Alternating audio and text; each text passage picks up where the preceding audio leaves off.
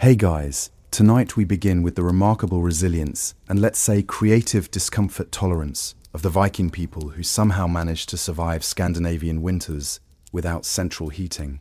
So before you get comfortable, take a moment to like the video and subscribe, but only if you genuinely enjoy what I do here, and let me know in the comments where you're tuning in from and what time it is for you. It's always fascinating to see who's joining us from around the world. Now, dim the lights. Maybe turn on a fan for that soft background hum, or a space heater if you're feeling historically dishonest. And let's ease into tonight's journey together. When the temperature outside dropped to absolutely naught, the Vikings didn't panic. They simply retreated into their longhouses, large, low, and only slightly less breathable than a modern sauna built in a caub. These longhouses were the Vikings' version of winter bunkers, constructed primarily from timber if you lived near trees or turf, and stone if you didn't.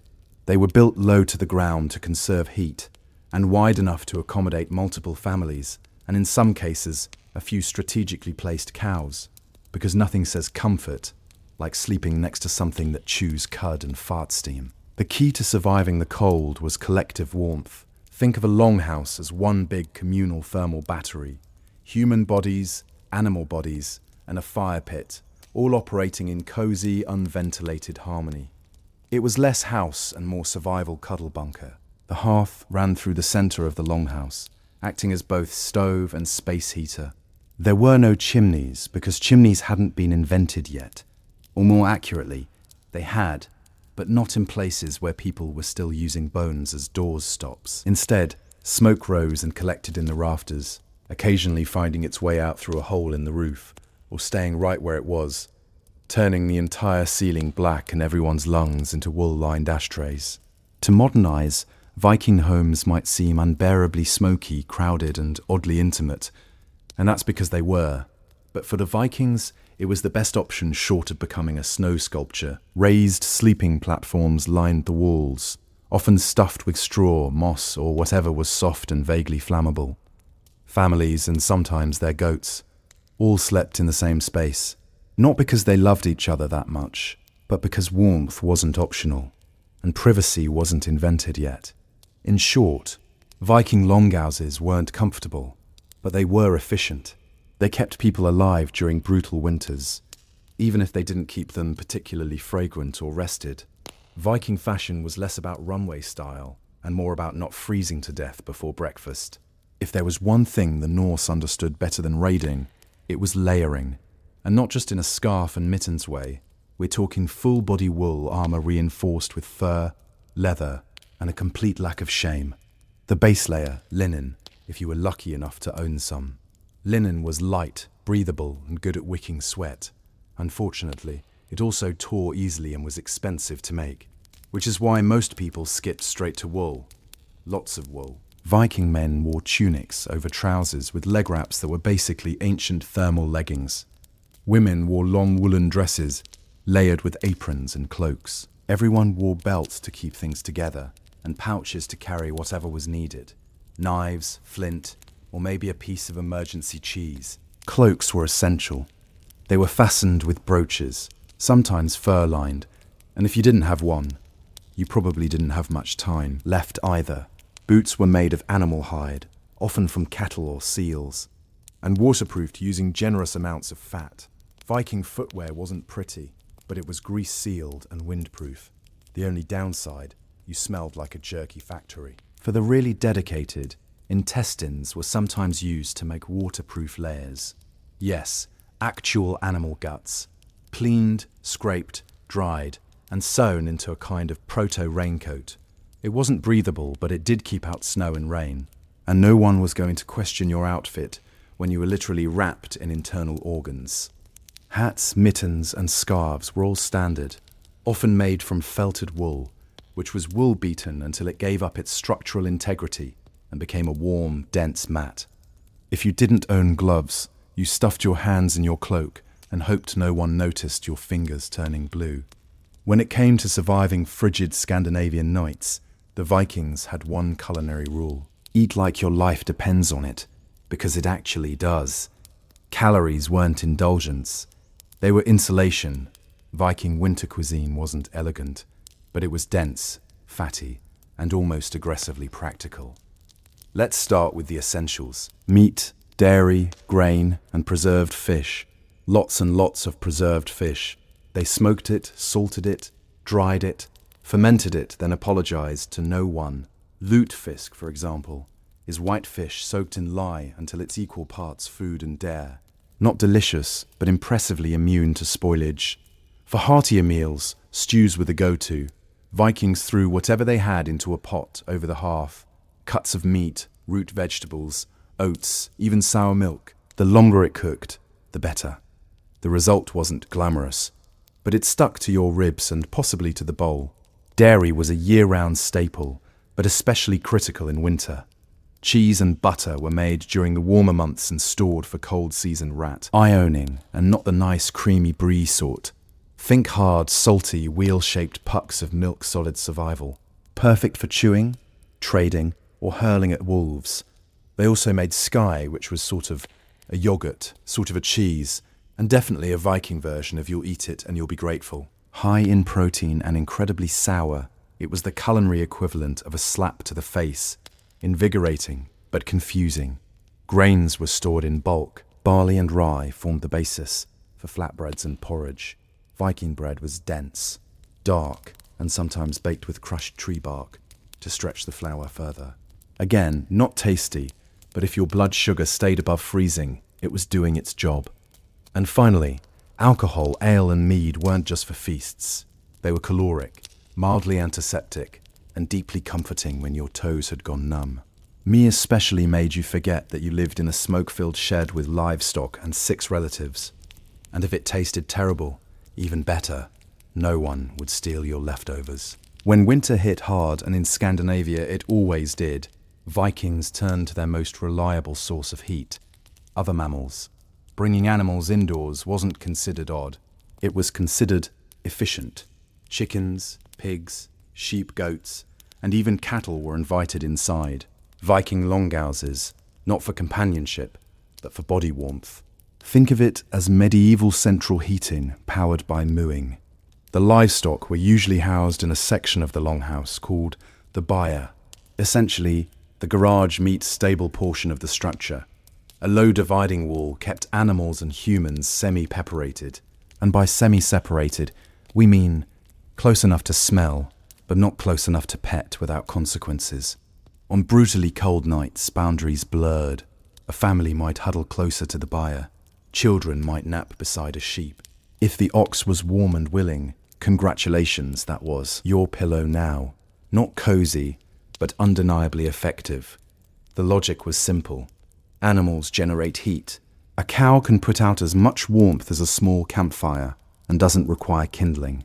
In extreme conditions, that warmth could mean the difference between waking up frostbitten and waking up only slightly annoyed by the snoring pig. Of course, the side effects were less charming. You had to deal with the noise, the smell, and the occasional hoof in the wrong place. And yet, Vikings didn't complain. They understood a universal truth. Warmth now, dignity later. It wasn't just about heat, either. Keeping animals close protected them from theft, predators, and freezing to death outside. Livestock were a family's wealth, food supply, and heating system, all in one shaggy hay-eating package. In many cases, longhouses were designed with this in mind. Builders intentionally channeled warmth from the byre toward the living quarters. It was architecture by survival instinct. Simple, effective, and unapologetically fragrant. Vikings didn't just survive the cold. They endured it with a disturbing amount of cheer. When the fire burned low, the goats got cranky, and the smoke turned your longhouse into a barbecue pit, you still had one last defense against the cold: each other. Huddling wasn't just warmth, it was community engineering. Families slept side by side on raised platforms layered in wool, and whatever scraps of hide weren't being used to patch the roof.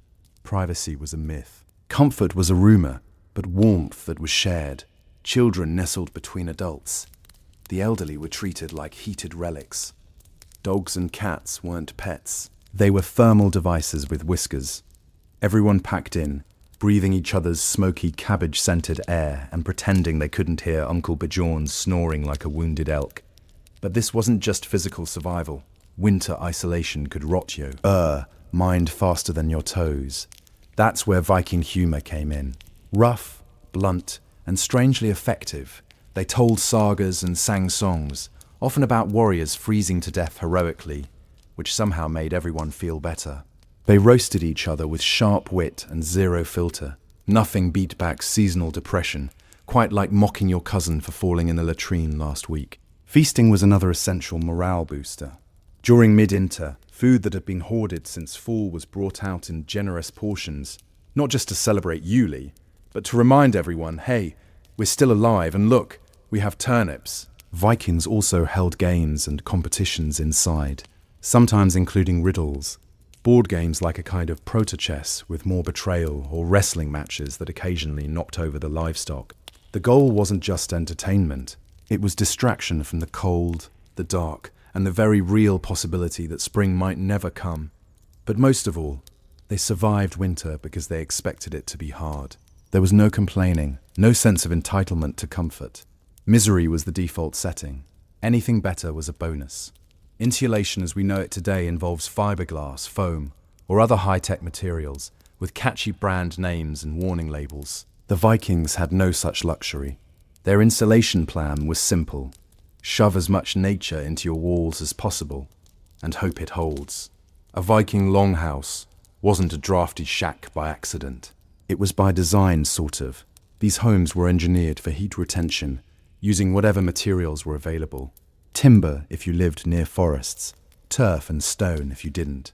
The walls were thick, sometimes up to a meter, and the idea was to trap heat by any means necessary. Between the logs or stones, they packed moss, straw, mud, or animal hair. Anything fibrous, dense, and vaguely warm-smelling got stuffed into the cracks. It wasn't glamorous, and you probably didn't want to lean against the walls barefoot, but it worked. Roofs were often thatched, or even better, layered with sod, aka literal grass and dirt. This wasn't some eco-hipster design trend. Turf roofs were excellent for insulation, decent at shedding water, and under the right conditions occasionally grew weeds or mushrooms. Indoor gardening, maybe accidental salad bar, possibly. The floor was usually just packed earth, sometimes layered with straw or rushes that were swapped out periodically. And by periodically we mean whenever the stench could no longer be rationalized as rustic. Windows were rare and small, if they existed at all. Light came from fire or strategically placed smoke holes.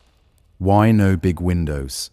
Because glass was expensive, drafts were deadly, and Vikings didn't care much about natural light when it was pitch black outside for 3 months anyway. And yet, this slapdash collection of timber, turf, and biological fluff was surprisingly effective. It turned a longhouse into a slow cooker of communal body heat and goat breath, perfectly capable of withstanding the Scandinavian winter. It wasn't a spa, it wasn't breathable, it probably didn't pass any modern building codes, but it kept Viking families alive, warmish, and just smoky enough to preserve their food and confuse insects. When the fire burned low and the wind howled outside like an angry frost demon, Vikings relied on a time-tested method to survive the night. Sleep like your life depends on it, because it does. Viking sleeping arrangements were less private bedroom and more thermal mass strategy. Whole families, sometimes including distant relatives, and whichever livestock weren't feeling well, slept on raised wooden platforms lining the longhouse walls. These beds were topped with straw, moss, or hay, and layered in fur, woe, ol, and resignation. There were no sheets, no dovies, no embroidered pillowcases. If it was soft and didn't bite, it went on the bed. Everyone slept in their clothes. Changing into pajamas in sub-zero temperatures was a good way to become a Viking popsicle. So layers stayed on. Boots were sometimes even worn to bed. If that sounds ridiculous, remember frostbite doesn't care about your dignity. Infants were bundled up and held close. Children were often placed between parents or older siblings, not for emotional bonding, but for pure logistical insulation. It was essentially a family-sized meatloaf of humans and wool. Couples slept together, obviously, but so did anyone who could squeeze in. Modesty was not a priority. Warmth was if someone's feet wandered a bit. That was called survival. not scandal. Wool cloaks were draped over bodies like medieval thermal blankets. Animal hides, especially from reindeer or bears, added another layer of warmth. If you had a bearskin blanket, you were either very rich or very lucky, or very committed to hunting terrifying things in winter. In wealthier households, or during particularly brutal winters, heated stones or bricks were sometimes placed under bedding. Yes, the Vikings had their own version of a hot water bottle, only heavier and more likely to burn your thigh. And if the fire in the hearth went out during the night, you didn't relight it immediately. You pulled someone closer and muttered something in Old Norse that probably translated to, "Don't you dare steal the fur again." In short, sleeping in a Viking longhouse wasn't glamorous. It was smoky, cramped, and had a 100% chance of snoring. But it worked. In theory, smoke was supposed to drift up and escape through the thatched roof, or a vent near the top of the structure. In practice, it clung to the rafters like an unwanted guest and slowly filtered down into everyone's loon. GS. You didn't breathe fresh air in a Viking house. You breathed experienced air. By the end of a winter evening, your chest felt like it had smoked a pork shoulder, and so did the pork shoulder. Oddly enough, this wasn't all bad. The smoke helped preserve meats and fish hung from the rafters. It also kept insects and mold at bay. Plus, the constant low-level exposure probably gave every Viking the respiratory system of a Victorian coal miner. Still, the downsides were hard to ignore. Red eyes, hacking coughs, and ceilings stained darker than Odin's mood. Small children and elders likely suffered most, being shorter and therefore closer to the densest layers of smoke. You know, because physics is a jerk. Some families tried to manage this by building raised platforms or sleeping closer to the ground to avoid the worst of the haze. Others simply powered through, eyes watering as they stirred stew or tried to find their bed without tripping over a semi-cooked goat. A handful of Viking homes, the upscale kind, had actual smoke outlets in the roof. But for the average Norse family, smoke was just part of the ambience. It warmed you, seasoned your food, and reminded you every single day that fire was both a friend and a flaming health hazard. And if things got too smoky, you opened a door, let in the fresh air, and froze your toes off. When the darkest days of the year rolled in, and the sun decided to take a month off, the Vikings turned to an ancient and highly effective survival tool: celebration. You can't freeze to death if you're too busy drinking and yelling around a bonfire. Enter Ule, the midwinter festival that was equal parts religious observance, survival tactic, and excuse to eat everything that wasn't nailed down. It usually began around the winter solstice and stretched for days, sometimes even weeks, depending on how generous the mead supply was. This wasn't just a party.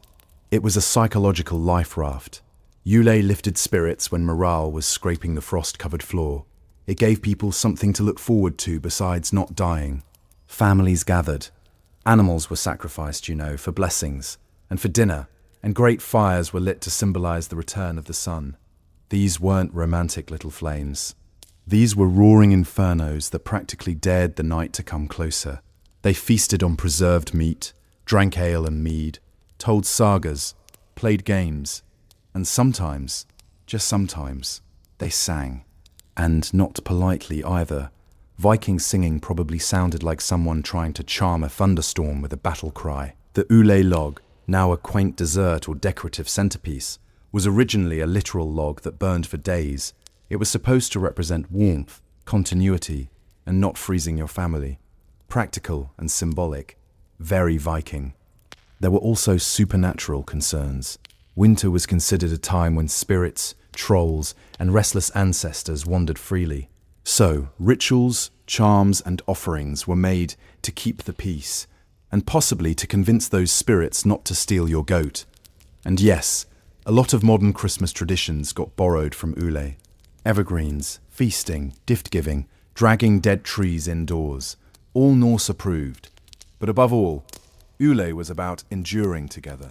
In a world with no light switches, no vitamin D supplements, and no concept of seasonal depression, the Vikings created joy from scratch, with fire, food, and an unwavering belief that the cold would pass.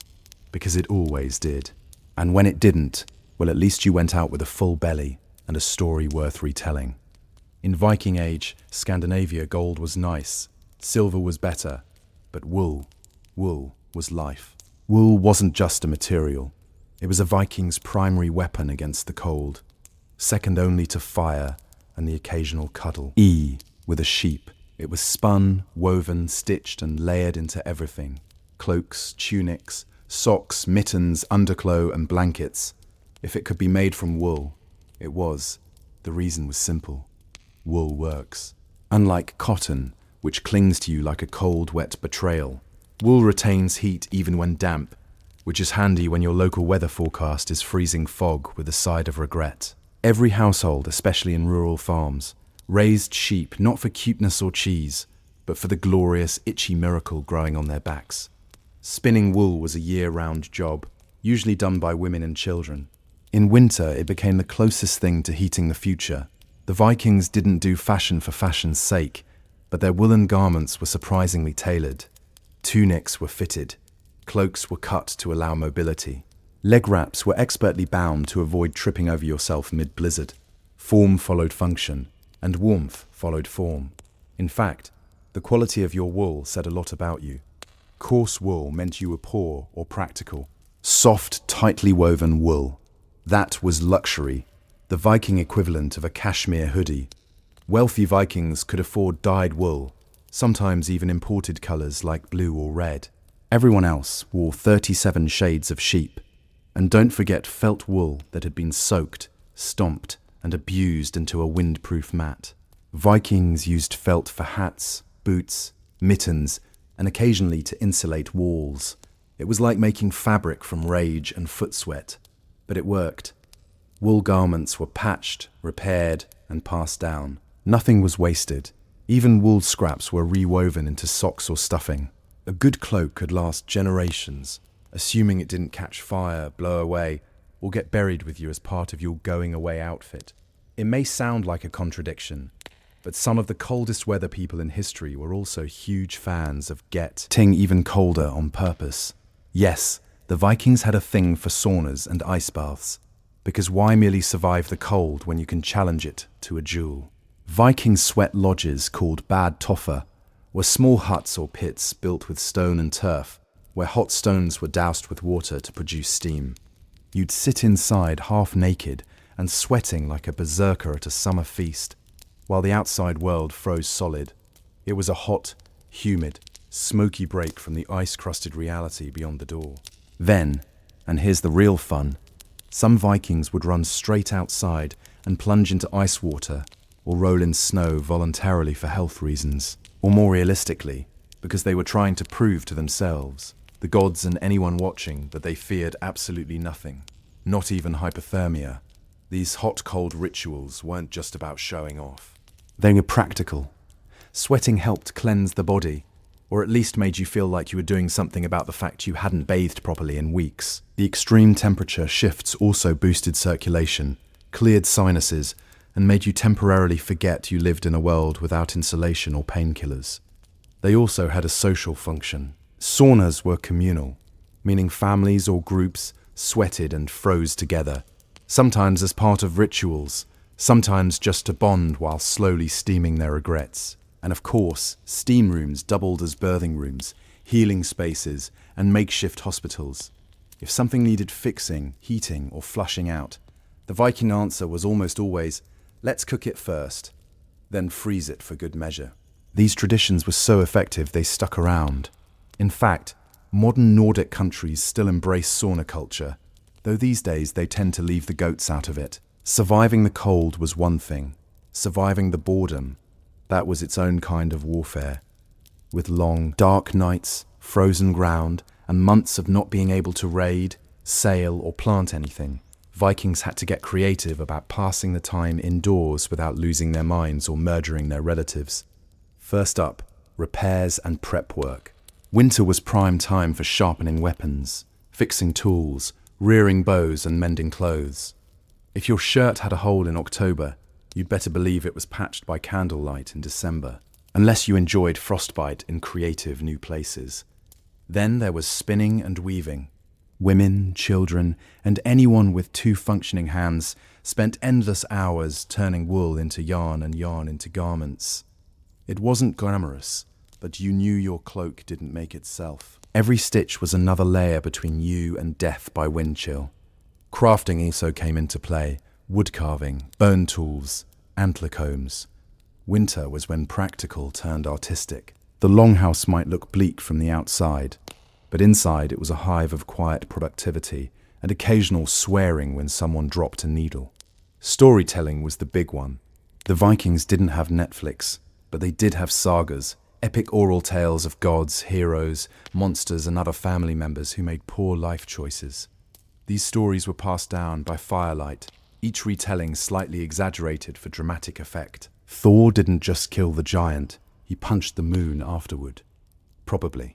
Games helped too. Vikings played board games like Hennifer, a strategy game that makes chess look like tic-tac-toe, and dice games that combined luck, bluffing, and possibly a little gambling. Some families also played riddles or staged mock duels when things got really dull. Of course, alcohol helped lubricate all of this. Mead made storytelling funnier, crafting sloppier, and family squabbles slightly more entertaining for bystanders.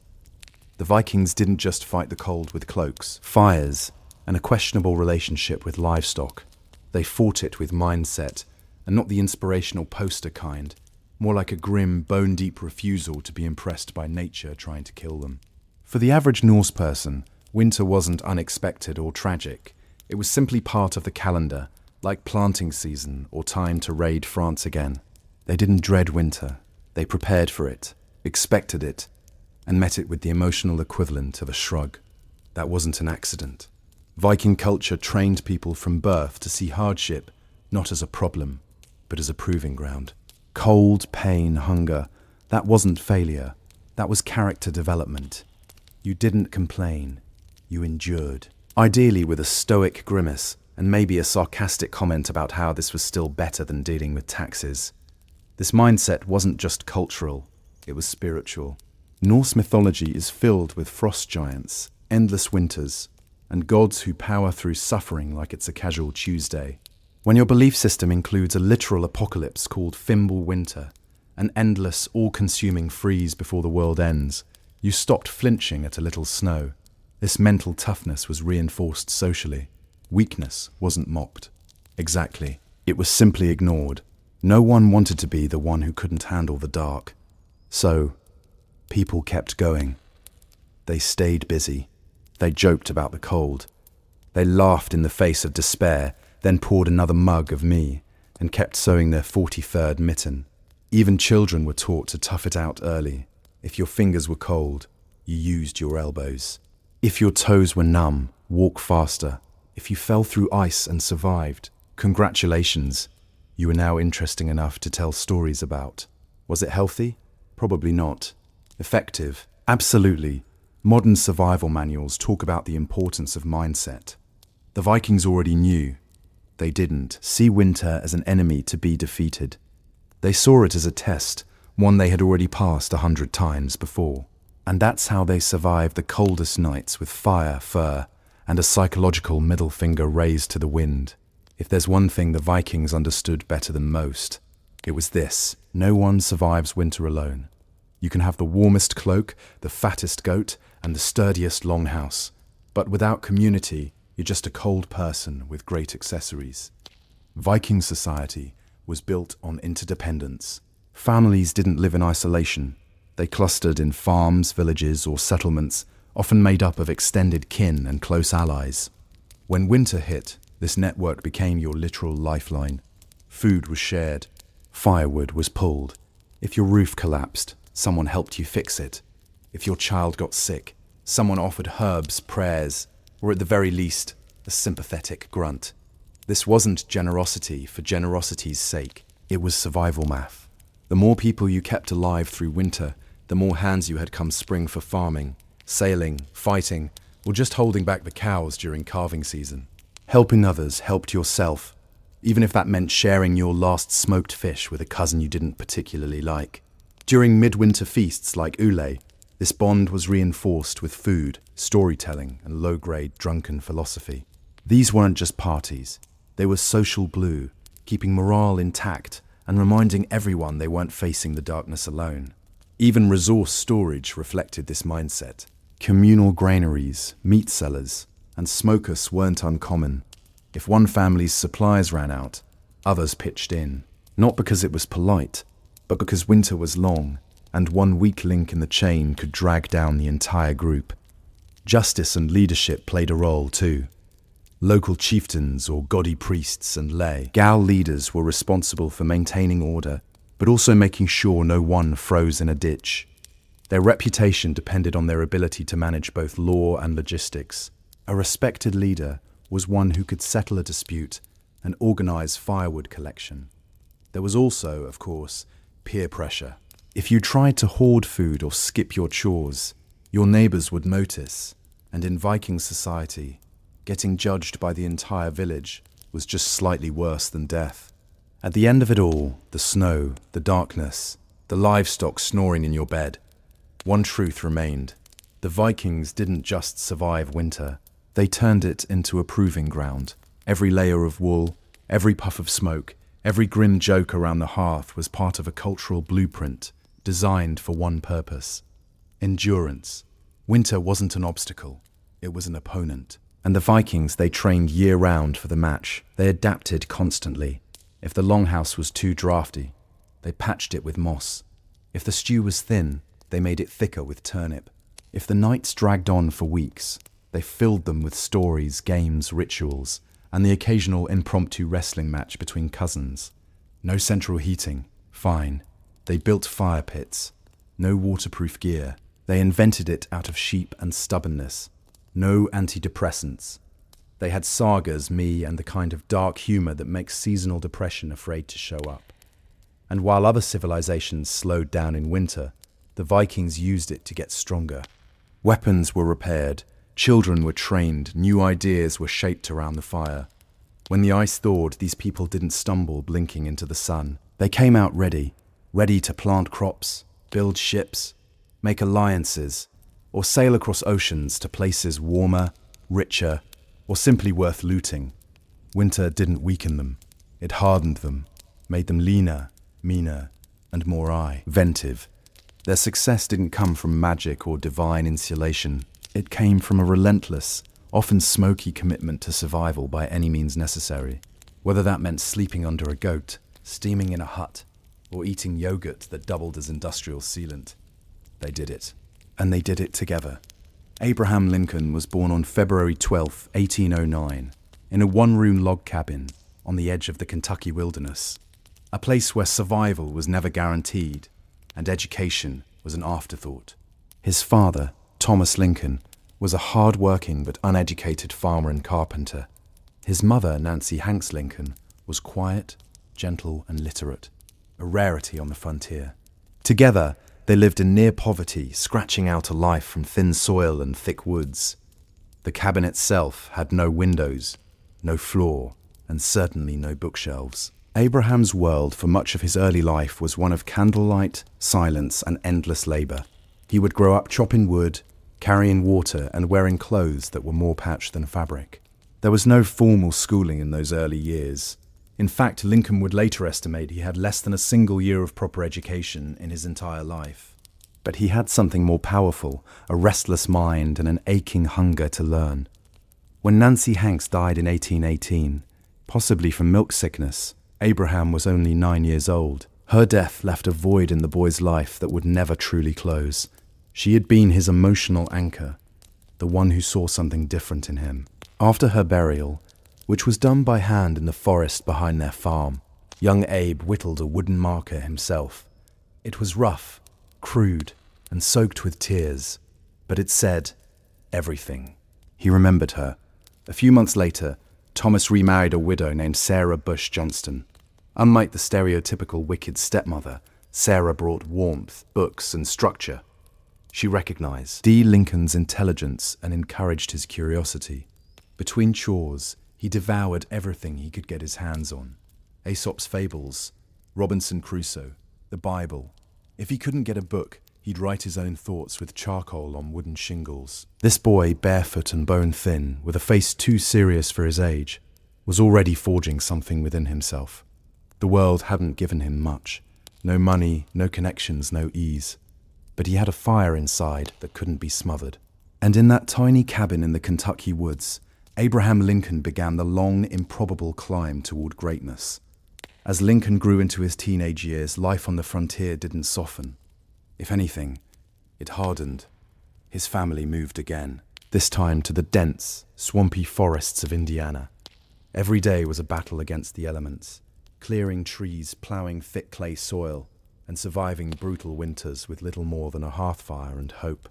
But while his body was molded by the axe and the land, his mind remained somewhere else entirely. He became known among neighbors not for his strength, though he was impressively strong, but for his towering height and peculiar habit of reading during every spare moment. He'd carry books while walking, recite Shakespeare by memory while tending fences, and sit under trees, scribbling thoughts into the margins of whatever scrap paper he could find. His humor began to develop too, dry, observational, often self-deprecating. He was the odd one, the gangly teen who quoted Jefferson, while others traded hunting stories. Lincoln had an awkward social presence. He was shy but talkative, strange yet magnetic. When he did speak, people listened. They couldn't help it. His words were clear, powerful, sometimes funny, but always aimed straight at something true. His moral compass, even then, pointed due north. He hated cruelty, he hated slavery, and he hated the way ignorance was used to justify both. Despite his lack of formal education, Lincoln began to develop a passion for law. The idea that words, not fists, could win battles intrigued him. He taught himself how to write clearly and argue logically. He read every book of law he could find. At night, others might be drinking or gambling. Lincoln would be in a dim room reading Blackstone's commentaries by candlelight. By his early 20s, he left home for good. He worked as a flatboat man on the Mississippi River, witnessing firsthand the horrors of the slave trade in New Orleans. Those images would stay with him, seared into his conscience. When he returned, he moved to New Salem, Illinois, and began to reinvent himself.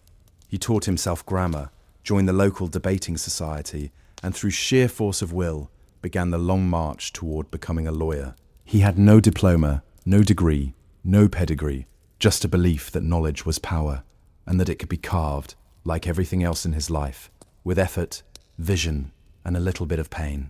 By the time Abraham Lincoln became a lawyer, he was already a legend in central Illinois, not because of prestige, but because of presence. He wasn't the kind of man who walked into a room and demanded attention with expensive clothes or polished charm. He was often rumpled, his trousers too short, his coat ill-fitted. But when he stood to speak, people leaned in. He had something more valuable than fashion, clarity, honesty, and relatability. Lincoln's legal career was unconventional. He didn't attend law school. He read law books borrowed from generous attorneys and passed the bar exam through self-study. Once admitted, he took to the 8th Judicial Circuit, a vast network of rural courts that he traveled by horseback, sometimes for weeks at a time. The roads were mud in the spring, dust in the summer, and ice in the winter. He slept in taverns, log cabins, and under the stars. But he loved it. What set Lincoln apart in court wasn't just his logic, it was his empathy. He could connect with jurors in a way polished lawyers never could. He'd speak plainly, paint vivid stories, and treat even the smallest farmer or poorest widow with respect. One farmer said, "He makes you feel like he's one of us, not above us." And that was the truth. Lincoln never forgot where he came from, and he never pretended to be anything he wasn't. But he wasn't soft. In court, when a case mattered, when he believed in it, he was relentless. His speeches could be slow, even awkward, but they built momentum. He'd lay facts like bricks one after another, until the opposing side crumbled under their own contradictions. His cross-examinations were gentle traps. He'd lull witnesses into comfort, then spring a question that shattered their testimony. Over time, Lincoln became known as Honest Abe. It wasn't a campaign slogan. It was earned. He returned fees if he thought a case was unjust. He refused to represent clients who lied. and when other lawyers cut corners, he simply walked away. His reputation grew as a lawyer who understood the law and the land. But behind the scenes, another fire was smouldering. Politics. The law had taught him how people worked. Now he wanted to help change the system they lived in. And as slavery crept further into the national conversation, Lincoln's quiet conscience was about to roar. Lincoln's first real foray into politics wasn't exactly meteoric. In 1832, at just 23 years old, he ran for the Illinois state legislature and lost. But failure didn't discourage him. If anything, it clarified what he needed to do. Listen more, learn more, and meet people where they were. 2 years later, he tried again and won. In Springfield, the new capital, Lincoln quickly became known for his measured speeches, dry wit, and moral conviction. He didn't shout, he didn't scheme, but when he stood up in the State House and spoke, people remembered it. He wasn't interested in cheap victories or flashy slogans. His goal was deeper. Understanding the machinery of law, society, and justice, Lincoln aligned himself with the Whig Party, a group that believed in modernization, infrastructure, and limiting executive power. But even as a Whig, he remained cautious about ambition. He often joked about being too ugly for politics. He read voraciously, debated energetically, but never seemed to lust for power the way other men did. If anything, politics seemed to be a burden he accepted rather than chased. During his 4 terms in the Illinois legislature, Lincoln built alliances with farmers, merchants, and other lawyers. He wasn't the loudest in the room, but often the most trusted. He developed a reputation for being principled, especially regarding slavery. Though he wasn't yet calling for abolition, he firmly opposed the expansion of slavery into new territories. He called it unjust, immoral, a national hypocrisy. In 1846, Lincoln made the leap to national politics, winning a seat in the U.S. House of Representatives. There, he took a bold and unpopular stance against the Mexican-American War, calling it unconstitutional and unnecessary. This wasn't a winning move politically. His district didn't like it. He served a single term and didn't run again. Back in Springfield, he returned to his law practice, married Mary Todd, a well-educated woman from a slave-holding Kentucky family, and tried to live a quieter life. But the nation was changing rapidly. The Compromise of 1850, the Kansas-Nebraska Act, and the expansion of slavery were tearing the country apart. Lincoln might have left politics, but politics hadn't left him. The debates were growing louder, bloodier. The Union was beginning to crack, and the man once known for his caution was about to rise, not as a candidate, but as a conscience. By the 1850s, the issue of slavery no longer simmered, it boiled.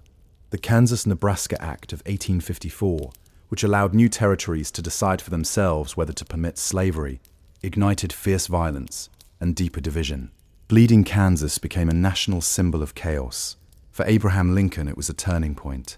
He couldn't stay silent any longer. He returned to the political stage, not with bluster, but with moral urgency.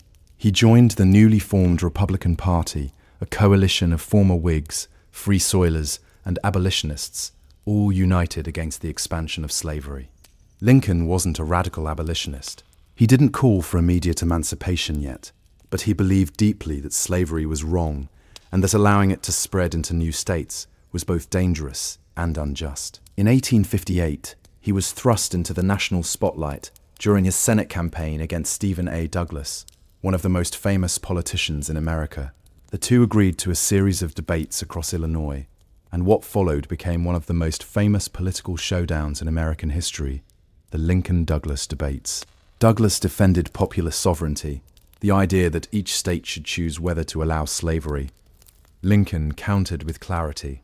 A house divided against itself cannot stand, he declared. If slavery continued to spread, it would tear the Union apart. He argued that the nation couldn't endure permanently half slave and half free. He didn't win that Senate race, but he won something greater: national attention. Newspapers reprinted his words across the country. People who had never heard of Lincoln before now whispered about the lanky lawyer from Illinois with the deep-set eyes and deeper convictions. Though he lost, he'd proven himself. He stood toe-to-toe with one of the great orators of the time and never flinched. He challenged the nation's comfort, not for personal gain, but because his conscience demanded it. Privately, Lincoln wrestled with the enormity of the issue. He once wrote that if slavery isn't wrong, then nothing is wrong. But he also knew that acting too quickly could shatter the fragile Union.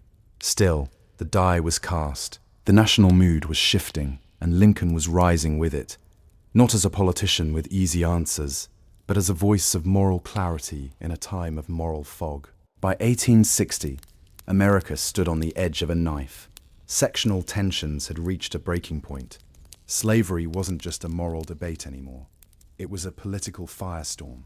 Southern states threatened secession, and the Republican Party was scrambling to find a leader who could unite the North without sparking immediate war. That unlikely figure turned out to be Abraham Lincoln.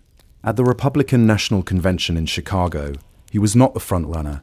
In fact, most expected the nomination to go to Senator William Seward of New York, a polished statesman with decades of political experience. But Lincoln had something the others didn't: a clean reputation, a moderate tone, and powerful momentum from his debates with Douglas. His team campaigned hard behind the scenes, emphasizing his frontier roots and personal honesty. Lincoln was portrayed as the self-made man, the rail splitter who rose from nothing. His humble beginnings weren't a liability. They were a symbol of American potential. By the third ballot, he secured the nomination, and the political world blinked in surprise. The general election was bitter and fractured. The Democratic Party split in two, with northern and southern factions backing different candidates. Lincoln's name didn't even appear on most southern ballots, but in the North and West, he carried immense support. On November 6, 1860, he was elected the 16th President of the United States, with just 40% of the popular vote, but a decisive electoral majority. He didn't celebrate. In fact, the mood was grim. Within weeks, South Carolina voted to secede. 6 more southern states followed before Lincoln even took office. The country was unraveling faster than anyone expected. As he prepared to travel from Springfield to Washington, D.C., for his inauguration, Lincoln received death threats daily. Some warned he wouldn't survive the journey. Security was so tight that he had to sneak into the Capitol by train under the cover of night, disguised and unannounced. This was not the triumphant arrival of a conqueror. It was the reluctant entrance of a president-elect whose election had cracked the Union. When Lincoln finally took the oath of office on March 4th, 1861, he faced a country divided, angry and armed, and yet, in his address, he reached not for vengeance, but for peace. "We are not enemies, but friends," he said. "We must not be enemies." But the winds of war were already howling at the door. Barely a month after Abraham Lincoln took office, the first shots were fired at Fort Sumter in South Carolina. The Civil War had begun. What followed was the bloodiest conflict in American history, a brutal test not just of military might, but of Lincoln's character, leadership, and resolve. Lincoln had no military background. He had briefly served as a captain in the Black Hawk War, but had never seen combat. Now he was commander-in-chief of a nation at war with itself. He spent long nights in the War Department, reading telegrams, studying maps, and learning strategy on the fly. He read books on warfare, questioned his generals, and obsessed over troop movements. He wasn't a warrior by nature, but he became one by necessity. His early presidency was marked by frustration.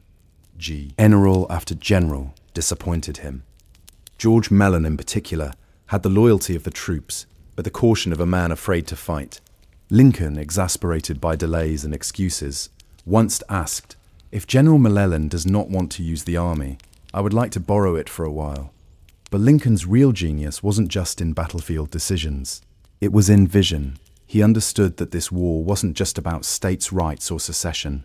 It was about the very soul of the nation. Could a country built on liberty survive half enslaved? At first, Lincoln moved cautiously on slavery, fearing that aggressive abolition would push border states into the Confederacy. But as the war dragged on and casualties mounted, his thinking evolved. The moral issue and the military one became inseparable.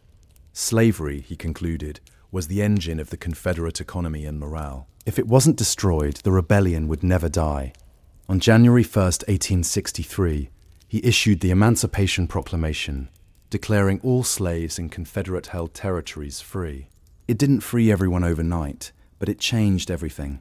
The war was no longer just a fight to preserve the Union. It was a fight for human freedom. Internationally, it closed the door on British or French support for the Confederacy. Domestically, it gave black men the moral and legal justification to join the Union Army, which thousands did, fighting for a country that had long denied them citizenship. Lincoln had transformed from the log cabin lawyer into a wartime president, wielding not only authority, but moral thunder. As the war dragged into its fourth year, Lincoln bore its burden alone at the top, thinner, greyer, and visibly aged. Every day brought fresh casualty lists. Towns became graveyards. He received letters from grieving mothers and wives, each demanding to know why their sons and husbands had died. And though he never fought on a battlefield, Lincoln carried the war in his eyes and on his shoulders. His cabinet was a mix of political rivals, men who once ran against him and didn't always respect him. But Lincoln managed them like a maestro, balancing ambition with purpose. He didn't rule by fear or force. He ruled with patience, stories, and clarity. Even his critics began to admit the man had steel beneath the smile. And then came Gettysburg. The battle in July 1863 was a turning point. Over 50,000 men were killed, wounded, or missing in 3 days of horror. Months later, Lincoln traveled to Pennsylvania to deliver a short speech at the new cemetery. It wasn't meant to be headline-making, just a few words of reflection. But in just 272 words, he rewrote the purpose of the war. That this nation under God shall have a new birth of freedom, and that government of the people, by the people, for the people, shall not perish from the earth. The Gettysburg Address wasn't grandiose. It was restrained, reverent, and eternal, and it made clear that this war wasn't just about unity. It was about redemption, remaking the nation into what it had always claimed to be. As the 1864 presidential election loomed, Lincoln faced deep opposition. The war was still raging, and his support was crumbling. Even within his own party, there were calls to replace him on the ticket. Many believed he'd lose to Democrat George Mellon, the very general he had fired. But as Union victories mounted late that year, especially General Sherman's capture of Atlanta, momentum swung back in Lincoln's favor. He was re-elected with a decisive margin. Still, Lincoln didn't gloat. "It is not in my nature to triumph over anyone." He said, the war was nearly won, but Lincoln knew peace would be harder. The Union could be rebuilt with muskets, but the nation's soul, that would take something much deeper. Mercy, vision, and age. Healing. By early 1865, the Confederacy was collapsing. Cities fell one after another. Richmond, the Confederate capital, was burning out of supplies, soldiers, and time. And yet, Lincoln showed no joy. Victory for him was never about punishment. It was about restoration. In his second inaugural address, delivered on March 4th, 1865, Lincoln spoke not as a conqueror, but as a moral philosopher. "With malice toward none, with charity for all," he said, "with firmness in the right, as God gives us to see the right, let us strive on to finish the work we are in." These were not the words of a politician looking to crush his enemies. They were the words of a father trying to save his broken family. On April 9th, Lee surrendered to Ulysses Grant at Appomattox Courthouse. The war was over. The Union had been preserved. Slavery, through the ratification of the 13th Amendment, had been abolished. For the first time in centuries, the nation took a trembling step toward the ideals it had professed in 1776. But just as the country exhaled, tragedy struck. Only 5 days after the surrender, Abraham Lincoln attended a play at Ford's Theatre in Washington. In the middle of the performance, actor and Confederate sympathizer John Wilkes Booth crept into the presidential box and shot Lincoln in the back of the head. He died the next morning, April 15th, 1865. The nation mourned like never before. Black Americans, many newly freed, wept in the streets. Former enemies, even in the South, acknowledged the depth of the loss. He had been their best hope for reconciliation, a man who never saw politics as war and never let hatred take root in his heart. Lincoln didn't live to see Reconstruction or to heal the wounds his presidency had helped expose, but his death transformed him from a leader into a symbol of freedom, unity, and the painful price of moral progress. S.E. From the dirt floor of a Kentucky cabin to the highest office in the land, Abraham Lincoln rose without money, without privilege, and without cruelty. He led a nation through its darkest hour, not with blinding brilliance, but with steady, stubborn light. And that light, dimmed by an assassin's bullet, still burns in the story of America. When we imagine the ancient world, we usually think of mighty empires, glittering temples, and epic battles. What we rarely consider is how these people pooped. Yet sanitation, or the lack of it, shaped daily life as much as any king or war. Behind every marble palace or clay brick home, someone had to deal with the mess. And in a time without flush buttons or scented sprays, that was a far more public and pungent affair than we like to admit. Toilets in the ancient world weren't just about comfort, they were about survival. Human waste carries disease, and when it's poorly managed, as it often was, entire communities suffered. Dysentery, cholera, and parasitic infections were frequent, invisible killers. In cities without sanitation, waste flowed through the streets, soaked into wells and clung to sandals. But in places that took sanitation seriously, something remarkable happened.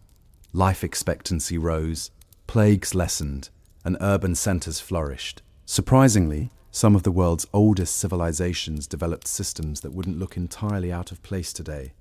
The Indus Valley cities had street-wide drainage and brick toilets. The Minoans built ceramic pipes and flushing mechanisms. The Romans, they practically turned waste management into an art form. And while other societies like the Vikings or early Chinese dynasties handled things a bit more rustically, even they had methods that reflected cultural ideas about health, modesty, and the natural world. But let's be clear, ancient toilets were not always private. Not always clean, and certainly not dignified. Communal latrines were often the norm, especially in military camps or urban centres. Picture 20 stone holes in a row. No dividers, everyone seated elbow to elbow, gossiping or arguing while doing their business. Sponges on sticks were passed around. Water was used to rinse, not always to flush. And beneath it all, quite literally, were the earliest forms of sewers, cesspits, and sometimes just plain open ditches. Sanitation was a mirror of a society's values. Where it was neglected, chaos followed. Where it was engineered, civilization bloomed. And if you're brave enough to look past the filth, you'll discover a hidden history, one where pipes, pits, and poop tell us more about ancient life than monuments ever could. Long before the Romans laid down aqueducts, or the Greeks dreamed of public baths, the people of the Indus Valley were already solving one of civilization's dirtiest problems: sanitation. Dating back to around 2600 BCE, the cities of Harappa and Mohenjo-daro, located in what is now modern-day Pakistan, were surprisingly advanced in their urban planning, particularly when it came to managing human waste. At first glance, the remains of these ancient cities might seem like nothing more than dusty ruins, but look closer and you'll find a highly organized network of brick-lined streets with standardized measurements and most impressively covered drainage systems running alongside them. Yes, while much of the world was still digging holes in the ground, the Indies people had figured out how to keep their cities flowing and their homes clean. Each house, even modest ones, had a small room designated for washing, often featuring a squat-style toilet or bathing area connected to a vertical chute. This chute funneled waste into a covered brick drain outside, which then joined larger public sewers. These were not rudimentary hes. They were engineered with inspection holes, gradients, and even brick baffles to catch solids. Some scholars suggest that waste from wealthier homes was flushed using jars of water, gravity doing the rest, and the genius didn't stop at toilets. The Indies system also separated stormwater from waste. Public wells dotted the streets. And while we can't say for sure how water safety was ensured, the very presence of sanitation infrastructure implies a high regard for public health, rare for its time. But perhaps most stunning of all, the lack of palaces or temples in these cities. The Indus people were apparently more concerned with equality and urban function than divine monuments, and their toilet systems reflect that. Practical, widespread, and surprisingly democratic. Sadly, much about the Indus civilization remains mysterious. Their writing system is still undeciphered, and we don't know exactly why their cities eventually declined. But their toilets, the silent brick channels buried beneath their feet, still speak volumes. In an age when many empires ruled through spectacle, the Indus chose something quieter, cleaner, and arguably more civilized. While the Indus Valley engineered underground sewers, the ancient Egyptians approached sanitation with a different lens, one steeped in ritual status and a deeply held belief in physical and spiritual purity. For them, cleanliness wasn't just about avoiding disease, it was a form of worship. In the Nile-led civilization of ancient Egypt, bathing was an essential daily routine, especially for the wealthy. Homes of the elite often featured small limestone basins, or bathing rooms where servants would pour water for washing. Oils, natron, a natural salt, and perfumed ointments were commonly used, and hair removal was routine. But when it came to toilets, things got a little more practical. Toilets in ancient Egypt ranged from simple pits lined with sand, to more refined limestone or wooden seats placed above ceramic pots. These pots were emptied by servants or slaves, and dumped far from living quarters, ideally into the desert. In wealthier homes, these seats might be tucked away in private quarters, hinting at the growing association between sanitation and status. Public sanitation, however, was virtually non-existent. Streets in cities like Thebes or Memphis were often soiled, and while waste was sometimes used as fertilizer in rural areas, it wasn't always managed responsibly in urban centers. Instead, the focus remained on personal cleanliness. Priests, for example, were required to bathe multiple times a day, shave their bodies, and avoid impurities. They couldn't enter temples without ritual washing, which sometimes included enemas, not for health reasons, but as spiritual preparation. Interestingly, tombs of pharaohs and nobles occasionally included toilet stools among their grave goods. It seems the ancient Egyptians expected that even in the afterlife, one would still need to do their business, and do it with dignity. The Egyptians also made early attempts at pest control. Amulets, spells, and ointments were used to ward off flies and other carriers of disease. In this way, cleanliness straddled the physical and the mystical. In short, while Egypt didn't develop large-scale sewer systems, it pioneered a cultural emphasis on hygiene. Their obsession with purity influenced medicine, religion, and daily life. And though their toilets may have been simple, their ideas about cleanliness were anything but. While most of Bronze Age Europe was squatting over pits, the Minoans of Crete were flushing. Yes, flushing. Over 3,500 years ago, the Minoan civilization, which flourished from roughly 200 to 400 BCE, developed one of the most sophisticated plumbing systems in the ancient world. Their capital at Knossos wasn't just home to labyrinth myths and fresco. It also had multi-story buildings with running water and working toilets. The Minoans understood something that many civilizations wouldn't figure out for centuries: gravity and water pressure. Their palaces had terracotta pipes laid beneath the floors and inside walls, channeling rainwater and spring water into fountains, baths, and perhaps most notably, latrines. In the Queen's Megaran of Knos, archaeologists discovered what may be the oldest known flush toilet, a wooden seat set over a stone basin connected to a vertical pipe, which could be flushed with water manually poured from a vessel. Bathing was also a high priority. The Minoans constructed large ceramic bathtubs, not unlike those found in modern homes. Water could be supplied from rooftop tanks or aqueducts and drained through underground channels. The use of U-shaped water traps to block odor, a precursor to the modern plumbing trap, has even been proposed, though this remains debated. What's particularly striking is the integration of these systems into elite homes, suggesting that comfort and cleanliness were signs of prestige, unlike later Roman latrines, which were public and communal. Minoan sanitation leaned private. Your toilet was in your own home, a luxury even many 19th century Europeans didn't have. The Minoans weren't just practical, they were stylish about it. Their bathrooms were decorated with colourful fresco and elegant plasterwork. Sanitation, it seems, could be both functional and fashionable. Unfortunately, the fall of the Minoan civilization around 1450 CE, possibly due to volcanic eruptions, tsunamis, or invasions, led to the loss of these innovations. It would take over 1,000 years for similar toilet technology to re-emerge in other parts of the Mediterranean. Still, the ruins of Norse whisper a simple truth.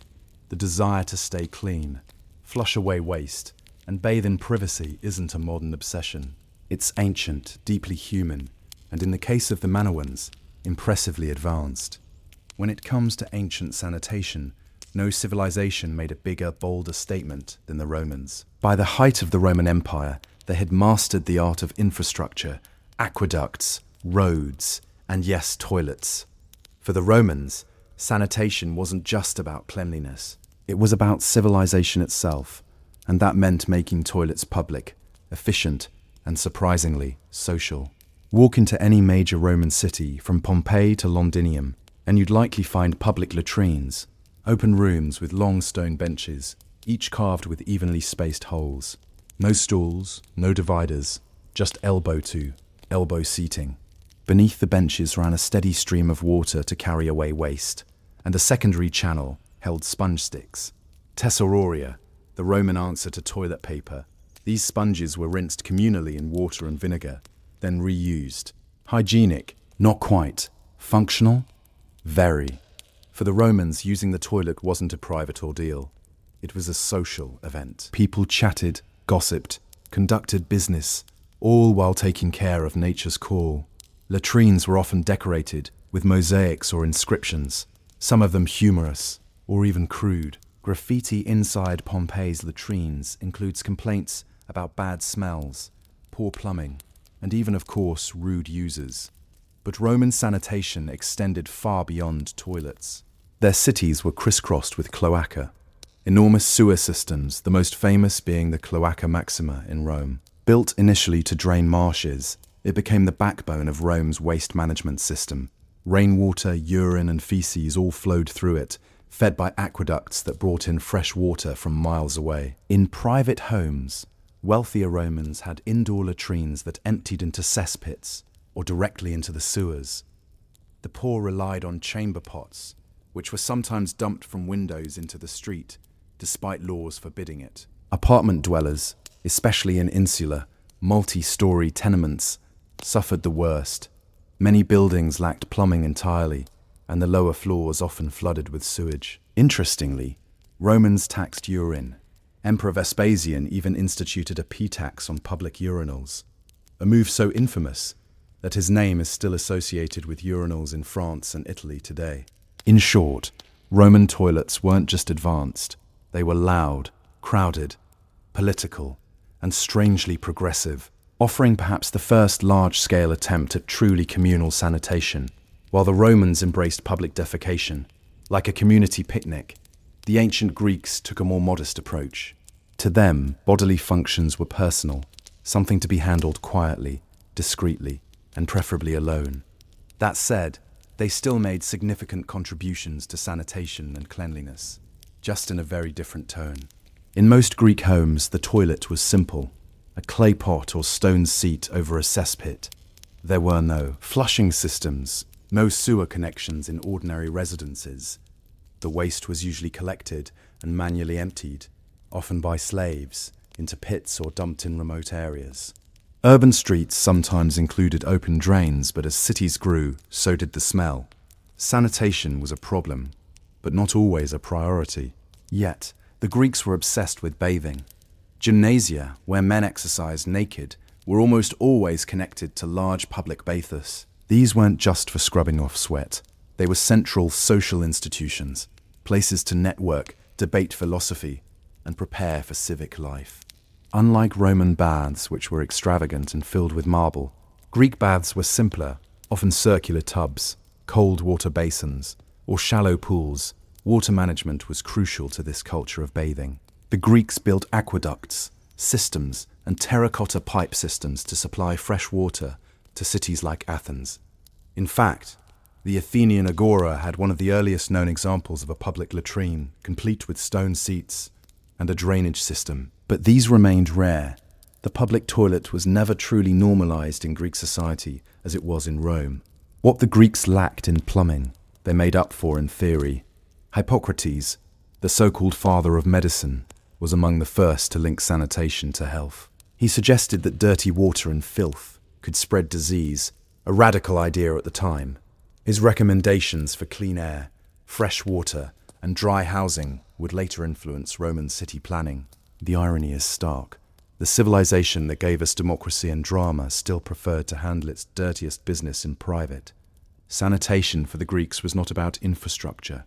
It was about individual discipline and philosophical hygiene. Clean body, clean mind.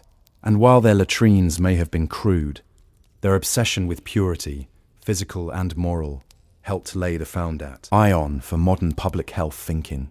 In ancient China, cleanliness was both a personal duty and a reflection of cosmic balance. Sanitation, while not as infrastructure-heavy as in Rome or the Indus Valley, was still deeply woven into daily life, through customs, philosophies, and a surprisingly wide range of toilet tools. Most ancient Chinese homes did not have toilets in the modern sense. Instead, chamber pots were the norm. These portable ceramic or bronze containers came in all shapes and sizes, from utilitarian to ornate, depending on one's status. After use, servants or family members would empty the pots into larger household cess pits, or take them outside the city walls. Some rural families used human waste known as night soil as fertilizer, a practice that continued for centuries. Public toilets did exist, especially in larger cities like Chang'an or Luoyang. These communal facilities were often basic pits or troughs with wooden platforms to sit or squat on. Interestingly, some of these toilets had privacy screens, a courtesy not often found in ancient Rome. Waste from these locations was usually collected and reused in agriculture, which, while efficient, also carried risks of contamination and disease. Toilet paper, or something very close to it, may have originated in China. As early as the 2nd century BCE, people were using soft papers, often discarded writings, for hygiene. By the 6th century CE, scholars recorded the use of paper specifically for cleaning after defecation. The elite preferred silk scraps or bamboo spatulas washed between uses. Yes, you read that correctly. Polished bamboo sticks were among the earliest reusable wiping tools. Sanitation wasn't just physical, it was spiritual. Influenced by Confucian ideals of order and respect and Taoist beliefs in harmony and purity, hygiene was linked to self-discipline and balance. Excrement, though natural, was seen as a pollutant, something to be swiftly removed and never discussed in polite company. Imperial households took this to the extreme, with specially appointed eunuchs managing waste disposal in complete secrecy. Despite the lack of underground sewers, ancient China maintained fairly clean urban centers thanks to meticulous human labor, cultural tabos, and a well-organized system of waste collection. It wasn't glamorous, but it worked. Through chamber pots, composting, and paper wipes, the Chinese found their own path to sanitation, one that was humble, efficient, and deeply rooted in tradition. When it comes to ancient sanitation, the Vikings might not be the first group that comes to mind. Known more for their raids than their routines, Norse hygiene was actually more sophisticated and surprisingly disciplined than stereotypes suggest. Beneath the horned helmet myths lies a culture that, while rough around the edges, took personal cleanliness and waste management more seriously than much of medieval Europe. In Viking settlements, especially in places like Jorvik, modern-day York, England, and Hedby in modern Germany, archaeologists have uncovered latrine pits lined with timber or stone, basic functional toilets used by both individuals and households. These pits were often dug a short distance from homes and were sometimes covered by wooden structures to provide privacy and shelter from the harsh northern climate. The waste from these latrines, a combination of human excrement, food scraps, and animal remains, tells us more than just what Vikings ate. It shows that they had a method of centralized waste disposal. In some cases, these pits were periodically cleaned out and reused. In others, new pits were simply dug when the old ones filled. Some evidence even suggests early composting practices as waste would naturally decompose and return to the soil over time. Inside homes, chamber pots and buckets were common. especially during long frozen winters, when stepping outside wasn't exactly ideal. These were usually emptied into latrine pits or dung heaps near the outskirts of a settlement. While not glamorous, it was practical and far more sanitary than throwing waste into the street, a practice common in some medieval cities. But hygiene wasn't just functional, it was cultural. Vikings bathed regularly, often once a week, usually on Logdagger, washing day, the origin of the English word Saturday. Combs, ear cleaners, and tweezers made from bone or antler are common finds in Norse archaeological sites. Personal grooming mattered not just for appearance, but for social status and marriage prospects. While Viking sanitation lacked the engineering feats of Rome or the ritual purity of Egypt, it was rooted in pragmatism. They didn't build sewers or invent toilet paper, but they managed their waste, kept clean, and adapted to a harsh environment with earthy, non-nonsense solutions. In the land of ice and iron, even the business of doing your business was handled with the blunt efficiency of a people who didn't have time for fuss. Across civilizations and centuries, one truth remains constant. No society could thrive without figuring out what to do with its waste. From the hidden sewers of the Indus Valley to the communal latrines of Rome and the chamber pots of ancient China, humanity's relationship with sanitation has always walked a fine line between necessity and neglect. What's striking is how different cultures prioritized hygiene. Some, like the Romans and Minoans, invested heavily in infrastructure. They built aqueducts, flush systems, and sewage networks that in some cases rivaled the functionality of 19th century cities. Others, like the Greeks and Chinese, placed cleanliness in the realm of personal virtue, linking it to health, ethics, and harmony with nature. Still others, like the Vikings, took a ruggedly practical approach. Dig a pit, wash when you can, and don't let filth fester near your food. Despite their differences, these societies were all working toward the same goal, separating people from their waste. The reasons varied: to prevent disease, to honor the gods, to preserve public order, but the outcome shaped how cities grew, how laws were made, and how people viewed their bodies. Ironically, much of this ancient wisdom was lost during the Middle Ages in Europe. After the fall of Rome, sophisticated sanitation systems crumbled. Public toilets disappeared, sewers clogged, disease surged. It would take centuries and multiple plagues for urban planners to revisit ideas the ancients had already mastered. And yet, traces of ancient sanitation still remain today. The word latrine comes from the Latin latrina. The modern flush toilet owes a distant debt to Minoan gravity systems. Even our use of paper in the bathroom was foreshadowed by the Chinese over 1,000 years ago. What feels modern is in many cases just rediscovered. Sanitation, often overlooked in historical narratives, is a quiet backbone of civilization. It doesn't inspire poems or monuments, but without it, cities collapse, populations suffer, and even empires can fall. So next time you walk into a restroom and enjoy the luxury of privacy, plumbing, and maybe even scented soap, remember you're standing on the shoulders of generations who tried, failed, and sometimes succeeded in figuring out how to keep the filth at bay. And that perhaps is civilization's most underrated achievement. Before satellites, compasses, or even writing, humans had an instinct to map, not just to record where things were, but to make sense of their place in a vast and often terrifying world. A map wasn't just a picture of terrain. It was a story, a belief system, a survival manual. It told people where the rivers flowed, where the sun rose, where the spirits dwelled, and where danger waited just beyond the known. Some of the earliest maps weren't drawn on parchment or paper. They were etched into stone, scratched onto bone, or woven into oral memory. Prehistoric carvings from the Upper Paleolithic period, over 14,000 years ago, show animals, riverbanks, and clusters of huts. Were they maps in the modern sense? Not quite, but they captured space in relation to movement and meaning. A fundamental start. As early societies emerged and trade routes expanded, maps became essential tools of power. They guided merchants through mountains and deserts. They helped kings draw borders and tax their subjects. They even tried to explain the cosmos, mixing astronomy with theology. To map the stars was to touch the divine. To draw a city was to impose order on chaos. But mapping wasn't always about accuracy. In fact, ancient maps were often wildly distorted by today's standards. What mattered was meaning, not measurement. The center of the world was always home, whether that was Babylon, Jerusalem, or the island of Dos.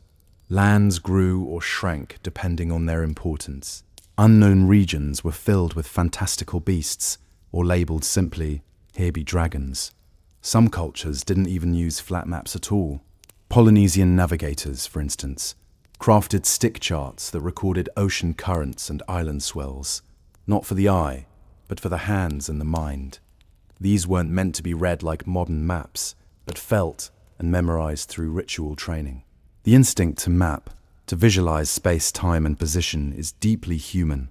Whether carved in clay, painted on walls, or sung in chants, maps helped ancient people connect with their environment, their gods, and each other. And while their methods varied wildly, their goal was always the same: to find their place in a mysterious and shifting world.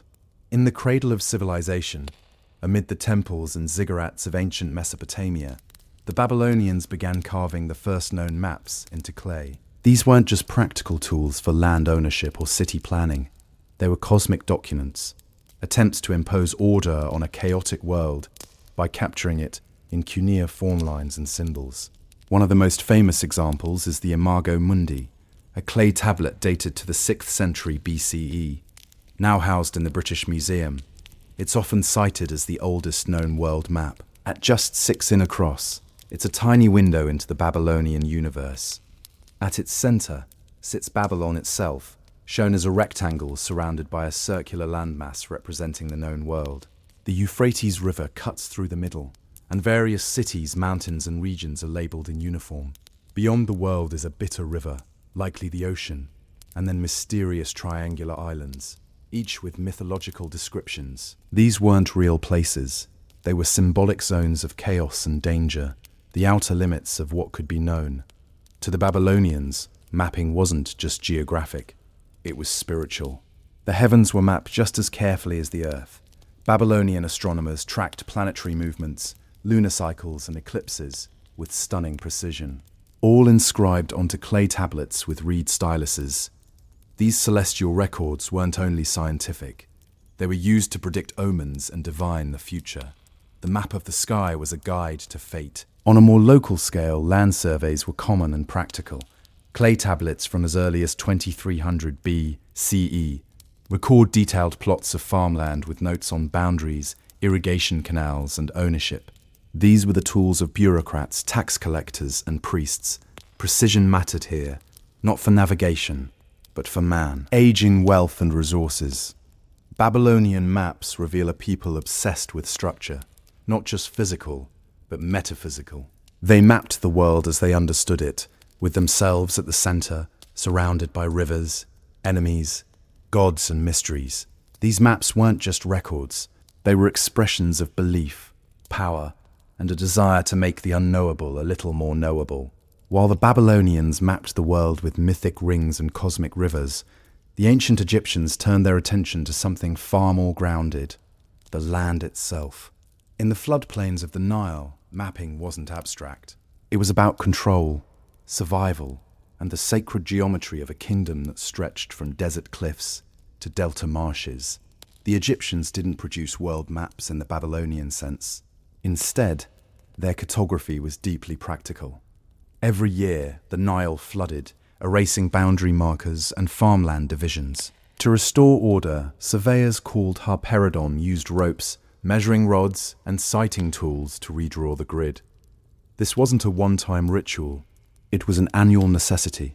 Mapping became a state function tightly controlled by temple scribes and royal officials. Surviving papy show maps of remarkable precision.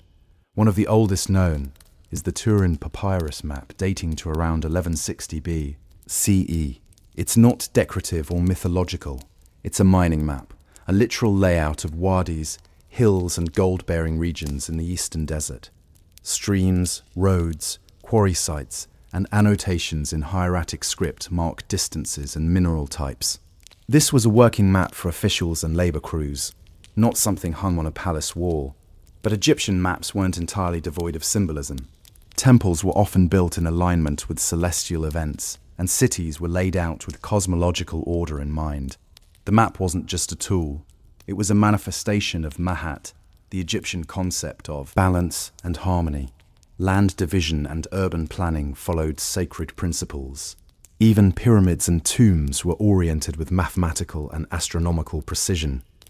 In religious texts, we also find conceptual maps of the underworld, such as those in the Book of the Dead or the Aendat. These spiritual maps depicted the journey of the soul through 12 hours of night, guarded by serpents, gods, and gates.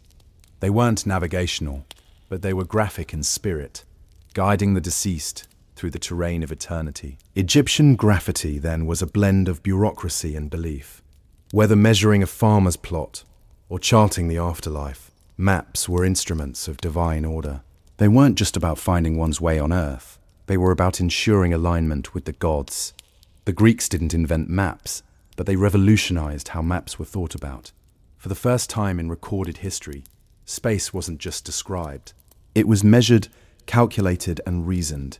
Geography transformed from a practical necessity into an intellectual pursuit, one that would lay the groundwork for modern graphy. Enter Anaximandanda, a philosopher from Mitus, who in the 6th century BCE is credited with creating one of the first conceptual maps of the world. Though the original has been lost, sources describe it as a circular disc with land masses like Europe and Asia spread around a central Mediterranean. It was symbolic, yes, but it also marked a break from mythic cosmologies. Anaximander was attempting to represent the physical world in a rational format. Then came Hecatus, who refined these early ideas and expanded them through travel and inquiry. His map was accompanied by a geographical text called Paradisus, which detailed lands, customs, and peoples. But it was Claudius Ptolemy centuries later who would change the game entirely. Ptolemy's Geography CE was a masterwork of Greek science. It contained detailed instructions for map-making, a list of over 8,000 place names with coordinates, and a grid-based system of latitude and longitude. Long before GPS was even a dream. He also introduced projections to represent the curved Earth on a flat surface, an idea that still challenges modern graphers. Greek maps weren't just practical tools, they were also windows into how the Greeks saw the world. The Uren, the inhabited world, was surrounded by oceans and barbarian lands. But the Greeks placed themselves at the intellectual center. The further from Greece, the more distorted the geography, reflecting both limited knowledge and cultural bias. Interestingly, Greek thinkers also wrestled with the idea of a spherical Earth. Eratosthenes, working in Alexandria in the 3rd century CE, calculated the Earth's circumference using little more than shadows, geometry, and a stick. He was remarkably accurate, off by only a few hundred miles. Greek graphy was more than drawing lines. It was about decoding the Earth's shape, size, and place in the cosmos. With math, logic, and ambition, the Greeks turned maps from myth into science, and the world would never look the same again. If the Greeks gave us the theory of cravery, the Romans gave us its full military and logistical application. The Roman Empire wasn't just held together by laws and legions, it was stitched into one unit by a vast and meticulously maintained road network. And to keep it functioning, the Romans created some of the most practical and powerful maps of the ancient world. Unlike Greek maps, which aimed to describe the shape of the earth or explore the heavens, Roman maps were grounded in movement. They were tools of control, expansion, taxation, and supply. At the center of it all was the phrase, "All roads lead to Rome." And for the Romans, that wasn't a metaphor. It was a mapping philosophy. Perhaps the most famous Roman map is the Tabula Putin, a 4th century CE copy of a much older Roman road map. It's not geographically accurate in the modern sense. Land masses are stretched and distorted, but it serves its purpose perfectly, showing routes, stops, distances, and connections across the empire from Britain to India. Imagine a modern subway map where spatial accuracy is sacrificed for clarity of movement. That's Roman mapping in a nutshell. Way stations or mansions were marked at regular intervals, complete with distances in Roman miles. These maps allowed military commanders, merchants, and messengers to travel efficiently across thousands of kilometers. They knew where to change horses, where to rest, and how long it would take to reach the next city. The empire became navigable not just in the field, but on parchment. In addition to road maps, the Romans also commissioned cadastral maps, highly detailed records of land ownership, and boundaries used for taxation and legal disputes. Some were carved in bronze and posted in public places so citizens could see exactly who owned what. Control of land was control of power, and the Romans understood that with brutal clarity. Interestingly, the Romans showed less interest in mapping the whole earth or the heavens. Their focus was always on what could be conquered, travelled, or taxed. The map wasn't a cosmic vision, it was a spreadsheet with roads. And yet, by making the empire legible, Roman maps created something enduring, a sense of shared space, of belonging to something bigger than your town or tribe. It was graphy as empire, functional, detailed, and ruthlessly efficient. While Roman maps emphasized roads and administration, ancient Chinese graphicy pursued a harmony between territory, governance, and the cosmos. In China, maps were never just geographical tools. They were political documents, philosophical statements, NTS, and celestial mirrors. To map the land was to understand one's place under heaven and to rule it properly. Some of the earliest known maps in China date back to the 4th century BCE, discovered in tombs like the one at Mangdui. These silk maps show rivers, roads, and military positions, not drawn to scale but incredibly detailed for their time.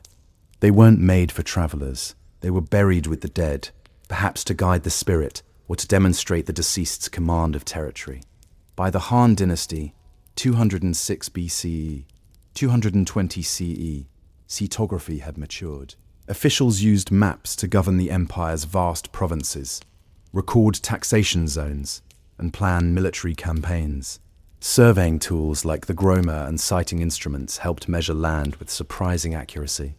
Some hand maps even included coordinate grids centuries before they appeared in the West. One of the most influential Chinese geographers was Pi Shu, active in the 3rd century CE. He established principles for scientific map-making, emphasizing scale, direction, and consistent measurement, ideas that would become foundational to later Chinese and Korean mapping traditions. His work was so respected that he was dubbed the father of Chinese cartography.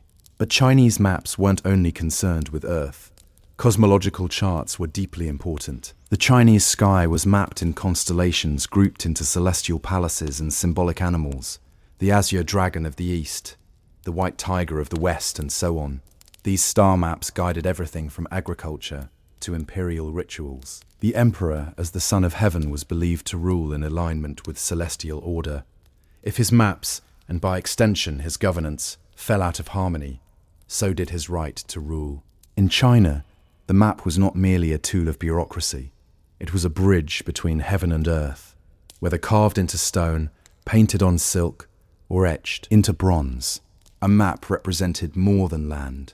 It reflected the emperor's ability to impose clarity on the chaos of the world. Far from the massive empires of Eurasia, the Polynesians developed one of the most unique and abstract forms of mapping the world.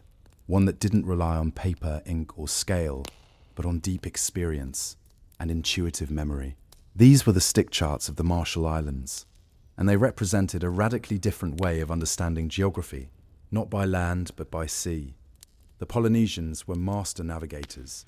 Thousands of years before European explorers crossed the Atlantic, they were sailing vast stretches of the Pacific, navigating by stars, swells, bird behavior, and cloud patterns. With no compasses or written language, their maps had to function differently, not as static images, but as memory aids and tactile guides for apprentice navigators. Stick charts were built from thin coconut fronds or wooden strips lashed together with twine. The curves represented ocean swells which behaved predictably in open water. Small shells or knots marked islands. The arrangement of the sticks captured wave refraction and interference patterns, knowledge that allowed navigators to read the ocean surface like a road map. There were different types of charts. Rebel charts covered entire archipelagos, while Meadow focused on smaller regions or specific voyages. Then there were matang, abstract teaching tools used to explain wave behavior near islands. These weren't meant to be carried on voyages. Instead, they were studied, memorized, and internalized. A skilled navigator could cross hundreds of miles using only their senses and what they'd learned from the stick chart.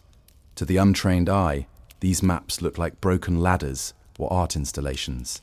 But to a Polynesian wayfinder, they represent a deep ecological knowledge, built not from conquest or geometry, but from a close and respectful relationship with nature. Polynesian cartography challenged the Western notion that a map must be visual and literal. Their maps were physical, experiential, and often invisible during travel. It wasn't about recording space. It was about feeling it. In many ways, these charts blur the line between science and spirituality. They were passed down through oral tradition, guarded by navigation schools, and held sacred. And in an ocean that could swallow even the boldest sailor, they helped the Polynesians find their way, not just across water, but through memory, rhythm, and ancestral knowledge. As the ancient world gave way to the medieval era, maps began to shift from scientific observation to symbolic interpretation. In many parts of the world, especially in Europe, cartography became more about representing spiritual truths and less about physical accuracy. The result, maps filled with monsters, paradise, demons, and a worldview where the center of geography was often the center of belief. One of the most iconic medieval map types is the map which dominated European thinking from the early Middle Ages to the Renaissance. These maps depicted the world as a circle, the O divided by a T into three parts. Asia on top, Europe to the lower left, and Africa to the lower right. Jerusalem often sat at the center, reinforcing the religious heart of the known world. East was usually at the top, not north, because that's where the Garden of Eden was believed to be. These maps weren't meant for navigation. They were theological tools, reinforcing a Christian cosmology, where the world's geography aligned with biblical history. Lands were labeled with the names of Noah's sons, and the unknown regions beyond the edges were populated by monstrous races, people with dog heads, feet like umbrellas, or faces in their chests. The further from Jerusalem, the stranger things got. But not all medieval maps were purely symbolic. Some, like the Tabula Roggiana created by Arab geographer Ali Idrisi in the 12th century, combined empirical observation with artistic flair. Commissioned by a Norman king in Sicily, this massive silver map was based on interviews with travelers, traders, and sailors from across the Muslim and Christian worlds. It was far more detailed and practical than its European counterparts, and it placed south at the top, a common feature in Islamic topography. Meanwhile, Jewish, Indian, and Buddhist traditions also produced conceptual world maps, not focused on navigation, but on metaphysical structure. Mount Mu, for instance, featured as the cosmic axis in many Indian and Tibetan maps, surrounded by symbolic continents and divine realms. These medieval maps remind us that mapping isn't just about where things are. It's about what people believe the world means. In an age where the horizon still held terror and mystery, the map wasn't just a guide, it was a mirror of the soul. As the world grew larger in the minds of humans, so too did our desire to capture it. Not only to get from point A to B, but to understand who we are, where we came from, and what surrounds us. Ancient maps, with all their flaws, distortions, and symbols, laid the foundation for the modern world's obsession with space, borders, and precision. What ties all ancient maps together is not accuracy, but intention. Babylonian tablets weren't meant to help you find a street. They showed the spiritual structure of the universe. Egyptian maps helped tax collectors and priests maintain divine order in a landscape governed by floods and gods. Greek maps introduced scale, geometry, and the bold idea that the world could be measured. Roman road maps stitched a vast empire together, helping legions, messengers, and merchants move like clockwork. Chines, E-maps fused astronomy with governance, always striving to reflect harmony between heaven and earth. Then there were the outliers, the Polynesian stick charts, tactile and abstract, showing that not all maps had to be seen. Some were meant to be felt and remembered, and the medieval religious maps filled with beasts and paradise, which told viewers not just where the world was, but what it meant. Even the flaws in ancient maps are informative. They show us what mattered to a culture, what was centered, what was feared, what was sacred. These maps remind us that geography is never neutral. It reflects priorities, power, myth, and memory. The Greeks put themselves in the middle. So did the Chinese. So did the Europeans. Everyone was the center of their own world. Today, with satellite imaging and digital precision, we can chart the planet down to the last meter. But the core impulse behind graphicry remains the same as it was thousands of years ago. The human need to orient ourselves in something larger than ourselves. Whether it's a papyrus scroll, a clay tablet, or a glowing phone screen, every map answers the same ancient question: where am I?